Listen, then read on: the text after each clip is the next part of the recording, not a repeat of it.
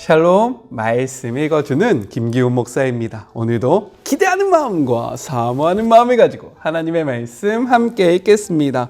출애굽기 10장 21절부터 29절까지의 말씀입니다.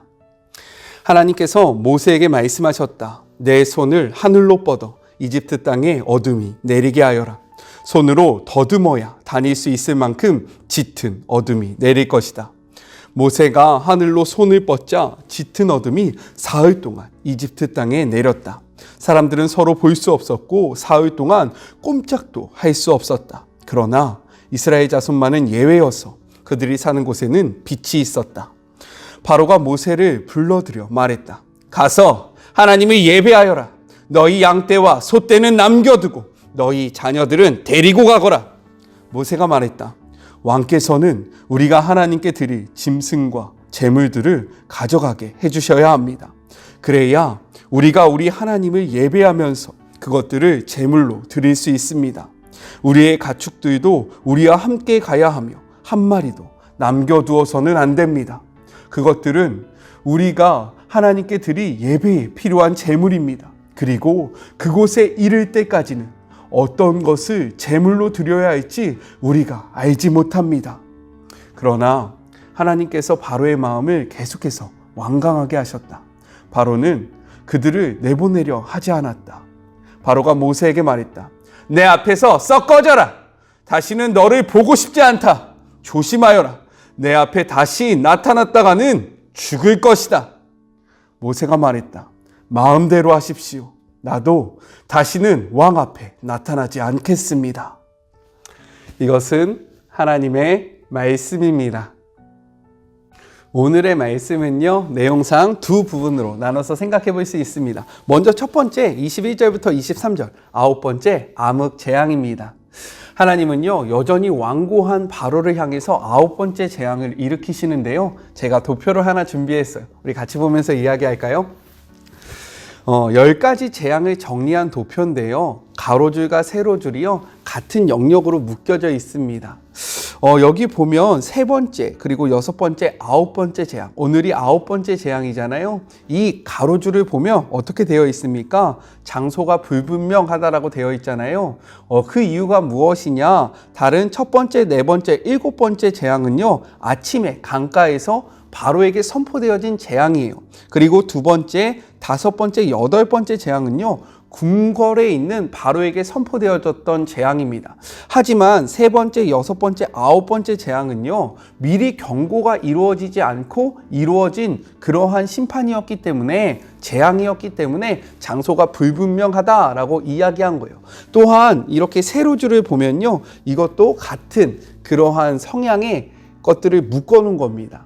표를 이렇게 정리해 봤으니까요, 이 표를 통해서 각 재앙이 어떠한 우상에 대한 심판이었는지를 좀 기억하셨으면 좋겠고, 이것들이 어떻게 묶일 수 있는지를 조금 쉽게 이해하시면 좋을 것 같아서 이러한 도표를 만들어 봤어요. 필요하신 분들은 캡처를 하면 좋을 것 같습니다. 자, 표를 내리고요, 다시 저를 좀 봐주세요.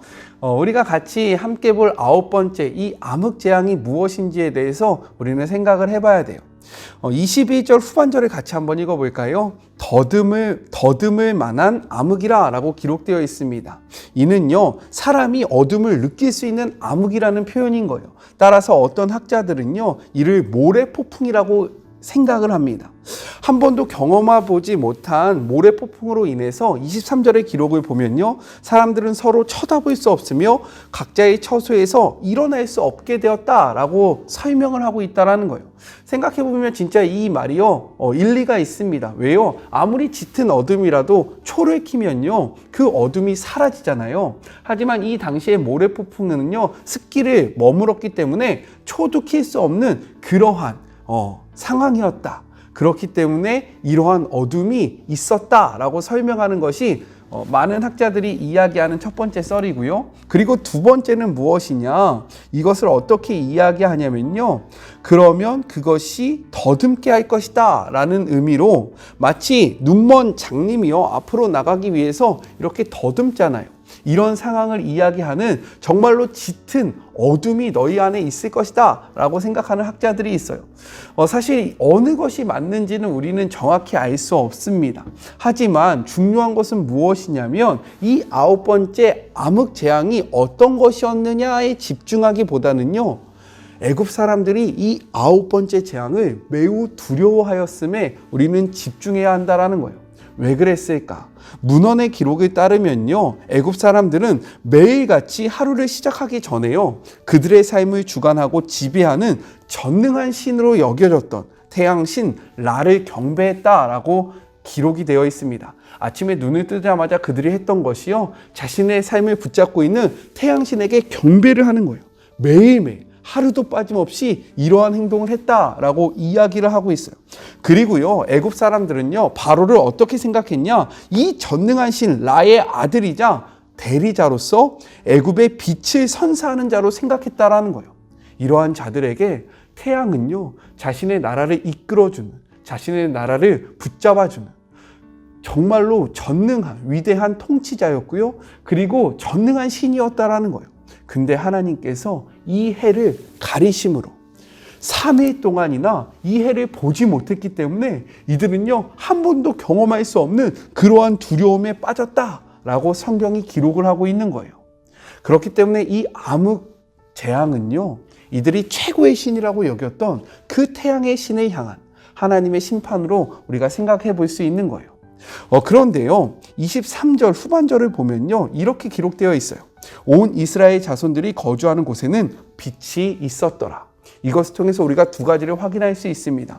먼저는요, 이 재앙이 자연적인 현상이 아니었다라는 거예요. 자연적인 현상이었으면 모든 곳이 깜깜해야 하잖아요. 모든 곳에 암흑이 있어야 하잖아요. 그런데 이스라엘 백성들이 사는 곳에는요, 빛이 있었다라고 기록하므로 이것이 자연적인 재해가 아니라 하나님의 주권 아래 이루어진 정말로 심판이었고, 이스라엘 백성을 보호하시고 그리고 애굽 사람들을 향한 하나님의 진노였음을 보여주고 있다라는 거예요.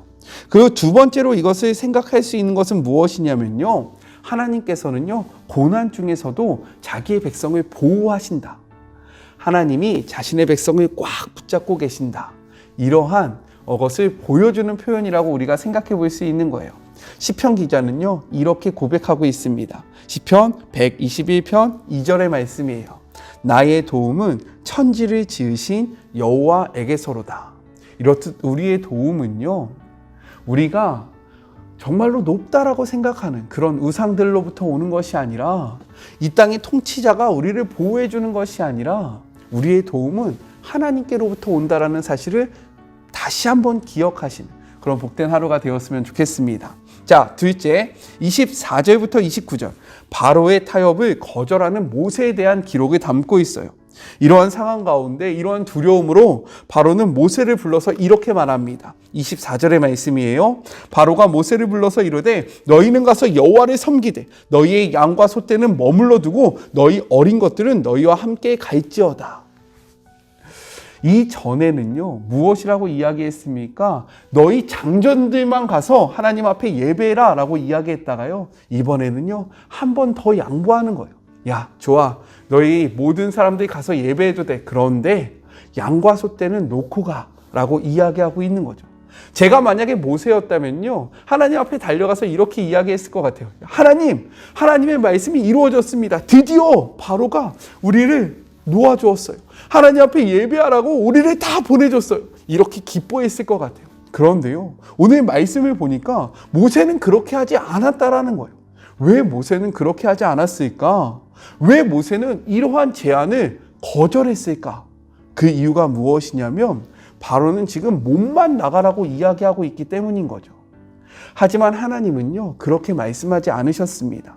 우리 출애굽기 3장 21절의 말씀을 같이 한번 읽어볼까요? 내가 애굽 사람으로 이 백성에게 은혜를 입히게 할지어다.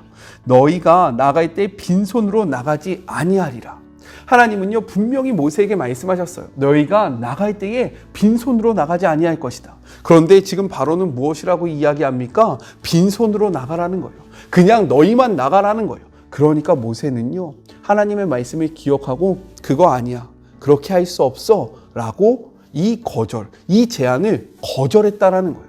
그리고 또요, 하나님께서는요, 모든 심판 앞에서 예고하실 때 무엇이라고 이야기합니까? 내 백성을 내보내라. 그들이 나를 섬길 것이다 라고 이야기합니다. 이 섬긴다는 것은 예배를 한다는 것이고요, 하나님 앞에 제사를 드린다는 의미를 담고 있는 거예요. 모세는요, 그렇듯 이 말씀을 기억했기 때문에 이렇게 이야기하고 있어요. 25절, 26절의 말씀입니다. 먼저 25절, 모세가 이르되 왕이라도 우리 하나님 여호와께 드릴 제사와 번제물을 우리에게 주어야 하겠고, 26절, 우리의 가축도 우리와 함께 가고 한 마리도 남길 수 없으니 이는 우리가 그 중에서 가져가다가 우리 하나님 여호와를 섬길 것이며, 우리 하나님 여호와를 섬길 것이며, 또 우리가 그곳에 이르기까지는 어떤 것으로도 여호와를 섬길지 알지 못하나이다 하니라고 이야기했다라는 겁니다. 모세는요, 하나님의 말씀을 기억하는 자였어요. 그는요, 하나님의 말씀을 기억했기 때문에 바로의 타협에 분명하게 거절을 할 수 있었다는 겁니다. 이렇듯 우리가 기억해야 할 것이 있어요. 무엇이냐? 우리가 세상 속에서 타협하지 않고 흔들리지 않을 수 있는 방법은요, 하나님의 말씀을 기억하는 겁니다. 하나님의 말씀을 가슴에 소유할 때만 세상에서 우리에게 손을 내밀고 야, 우리 적당히 이렇게 넘어가자 라고 이야기할 때 그래, 그렇게 하자 하지 않을 수 있다는 거예요. 우리 하나님의 말씀을 분명히 묵상함으로 하나님의 뜻을 이 땅 가운데서 온전히 살아내는 주의 모든 자녀들이 되었으면 좋겠습니다. 적당히 손잡지 맙시다. 적당히 타협하지 마요. 하나님의 말씀을 모두 다 이루는 우리 모두가 되었으면 좋겠어요. 그리고 저는 이 말씀 가운데서요, 정말로 우리가 주목해서 보아야 하는 표현이 있다고 생각합니다. 그것이 무엇이냐? 바로 26절 후반절이에요. 우리 아까 전에도 읽었었는데 중요하니까 한 번 더 읽어볼게요. 우리가 거기에 이르기까지 어떤 것으로 여호와를 섬길지는 알지 못하나이다. 이 말이 무엇이냐면요, 모세가 이렇게 말한 이유는 무엇이냐? 아직 하나님께로부터 제사 제조에 관해서 어떠한 지시나 언급도 받지 못했기 때문에 자신이 하나님 앞에 드릴 희생 제물이 무엇인지 알지 못하기 때문에 이것을 다 가져나가야 한다라고 이야기하고 있는 거예요. 하나님이 양으로 해라, 소로 해라, 아니면 염소로 해라, 이런 것을 정해주지 않았기 때문에 우리에게 있는 양도 가져가야 하고 우리에게 있는 소도 가져가야 하고 우리에게 있는 염소도 가져가야 한다라고 이야기하고 있다는 거죠. 이것이 왜 중요하냐? 이 고백은요, 바로 우리가 믿고 있는 신앙의 핵심이기 때문입니다. 그리스도인으로 산다라는 것, 신앙생활을 한다라는 것은요, 우리가 좋게 생각하는 것, 그리고 우리가 원하는 것을 하는 삶을 이야기하는 것이 아니라 하나님이 말씀하신 것, 그분의 뜻대로 살아가는 것을 의미하고 있기 때문인 거예요. 그런데 지금 이 세상의 메시지를 주목해 보면요, 바로를 보면요, 이의 메시지의 중심이 무엇입니까? I예요. I, 나. 내가 좋으면요, 다른 사람이 무엇이라고 이야기하든 상관없습니다. 내 마음에 합하면요, 그게 진리인 세상이 지금이고요, 바로도 마찬가지예요. 자신이 신이 되어서요, 자신의 이야기를 하고 있고요, 하나님이 무엇이라고 이야기하든 상관없이 내가 원하는 것을 네가 하라고 지금 보여주고 있는 거예요. 하지만요, 성경은요, I를 중심 메시지로 하고 있지 않습니다. 성경은요, 히스토리, 그의 이야기, 하나님의 뜻을 중심으로 하고 있다는 거예요. 성경은요, 우리가 어떻게 생각하는지에 집중하기보다는 하나님이 어떻게 생각하고 있고 하나님이 무엇을 원하시는지 하나님께 집중하고 있다는 거예요. 이렇듯 우리는요, 하나님께 집중하는 삶을 살아야 합니다. 우리의 마음대로, 우리의 뜻대로, 우리가 하고 싶은 대로 살아가는 것이 아니라 하나님이 무엇을 원하시고 하나님이 무엇을 말씀하셨고 하나님이 어떠한 삶을 우리에게 요구하셨는지를 우리는 생각해야 하고요, 그대로 살아가야 한다는 거예요. 세상의 이 아이의 메시지에 집중하시겠습니까? 아니면 성경의 히스토리, 그의 이야기에 집중하시겠습니까? 우리가 중심된 삶이 아니라 그분이 중심된 삶을 살아가는 그런 복된 하루하루가 되었으면 좋겠어요. 우리가 주인이 되면요, 우리도 바로처럼 될 수밖에 없는 거예요. 하지만 그분이 주인이 되면요, 우리는 모세와 같은 삶을 살아갈 수 있는 겁니다. 우리 같이 오늘 하루, 아니요, 우리 평생에 이 고백, 무엇입니까? 어떤 것으로 여호와를 섬길지 알지 못하나이다. 아직 하나님의 음성이 우리에게 있지 않았습니다. 우리는 하나님의 뜻을 쫓아가는 존재입니다. 라고 고백하는 매 순간이 되었으면 좋겠습니다. 우리 같이 기도할까요? 하나님, 감사합니다. 이 재앙들을 통해서요, 정말로 이 땅을 다스리는 통치자가 누구인지 분명하게 알게 하여 주심에 감사합니다.